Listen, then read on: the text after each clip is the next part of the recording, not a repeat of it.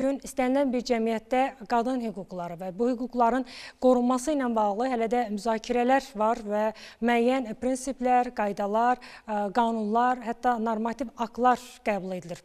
Ölkəmizdə də qadın siyasəti dövlət siyasətinin aparıcı və mühüm istiqamətlərindən biridir. Prinsipləri var və qanunvericilikdə qadın hüquqlarının qorunması ilə bağlı aktlarımız var. Bəs bu qanunvericilik aktı nə dərəcədə effektivdir? Bugün qanunlarımız qadınlarımıza hansı haqları verir? Bugünkü buraxılışımızda mövzumuz məhz bu istiqamətdədir. Mövzu ilə bağlı studiyamızda qonaqlarımız var. Öncə qonaqlarımızı təqdim edək. Qonaqlarımız Naxçıvan şəhər İcra Hakimiyyəti başçısının müavini Gülxanım Orucova. Xoş gəlmişsiniz Gülxanım müəllimə və Naxçıvan Muxtar Respublikası Ailə, Qadın və Uşaq Problemləri üzrə Dövlət Komitəsinin şöbə müdiri Könül Babayevadır. Könül xanım, xoş gördük. Xoş gördük. Bəli, qeyd edirik, bugün cəmiyyətdə istənilən bir mövqedə mütləq ki, qadın əməyi vardır. Könül xanım, qeyd edirik, ölkəmizdə qadın hüquqlarının qorunması əsas aparıcı istiqamətlərdən biridir və qadın siyasəti dövlət siyasətinin mühüm istiqamətidir. Elə başlayaq buradan. Prinsiplər nələrdir? Bugün ölkəmizdə qadın hüquqlarının qorunması istiqamətində necə bir mexanizm formalaşıb?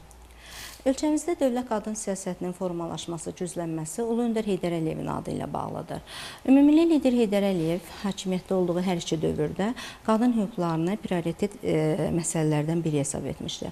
Bu qüvvədən də ilhamlanan Azərbaycan qadınları daima kişilərlə bərabər çiyin-çiyinə işləyərək irəliləmişdir. Bu irəliləyişin də səbəbində həmin dövrlərdə Azərbaycan qadınlarının hüquqlarının qorunması istiqamətində qəbul edilən bir sıra normativ hüquq aktları qəbul olunması, həmçinin ölkəmizin beynəlxalq konvensiyalara qoşulması olmuşdur.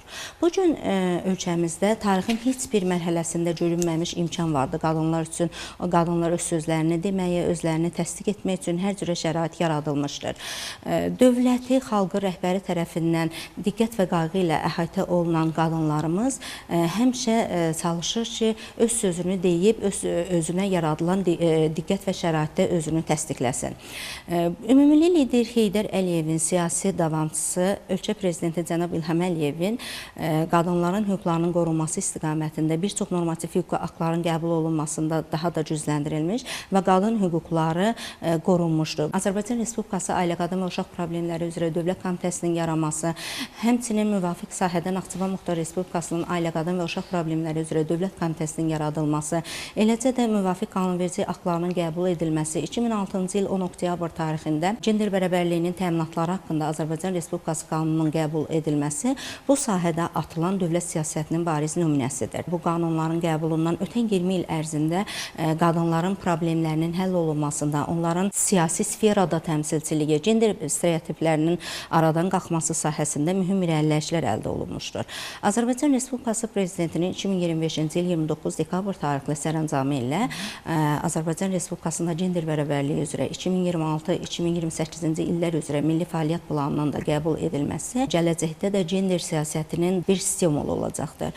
Hazırda ölkəmizdə Azərbaycan Respublikasının birinci vitse-prezidenti, Heydər Əliyev Fondunun prezidenti Mehriban xanım Əliyevanın timsalında da bir qadın obrazını biz görürük. Mehriban xanım Əliyeva əhalinin sosial rifahının yaxşılaşdırılması, az təminatlı ailələrin, sosial təbəqədən olan uşaqların, sağlam canlı məhdud uşaqların sosial problemlərinin həlli istiqamətində həmişə öz addımlarını atır və bu sahədə biz Mehriban xanımın siyasi ictimai xadim olaraq Azərbaycan qadını obrazı kimi hamıya örnək olacaq bir Azərbaycan qadınıdır. Qeyd etmək istəyirəm ki, dövlət qadın siyasətinin prinsipləri, bir neçə prinsipləri mövcuddur ki, gender bərabərlik prinsipi ilk olaraq qadın və kişilərin hüquq və imkanlarının bərabər tanınması, diskriminasiyaya yol verilməməsi, qadınlara qarşı hər hansı bir ayrı seçkiliyin qarşısının alınması, məişət zorakılığın qarşısının alınması, məişət zorakılığın qarşısının alınması sahəsində hüquqi institusional mexanizmlərin gücləndirilməsi, sosial müdafiə sahəsində qadınların, həmçinin az təminatlı sosial təbəqədən olan qadınların hüquqlarının müdafiəsinin daha da gücləndirilməsi, təhsil sahəsində deyərik, məşğulluq sahəsində qadınların təhsildə, əmək bazarında çıxışının daha da artırılması, bütün bu sadalananlar Azərbaycan Respublikasında qadınların hüquqlarının qorunmasına, eləcə də gender bərabərliyinin təminatını və qadınların cəmiyyətdəki mövqeyinin artmasına stimul verir. Könül xanım, siz ardıcıl olaraq çox geniş şəkildə məhz ölkəmizdə olan hüquqi belə deyək sistemi sadaladınız. Əslində genofond olaraq qadınlarımıza verilən dəyər bizdə tarixi kökdən gəlir. Biz baxsaq Kitabı Dədə Qorquddan, Banu Çiçəkdən, Nigar xanımdan, daha sonra Sara xatundan, Xurşudbanu Natəvandan və bu gün də həmçinin Azərbaycanda öndə olan qadınların simasında biz bu dəyərin davamlı şəkildə inkişaf etdirildiyini görürük.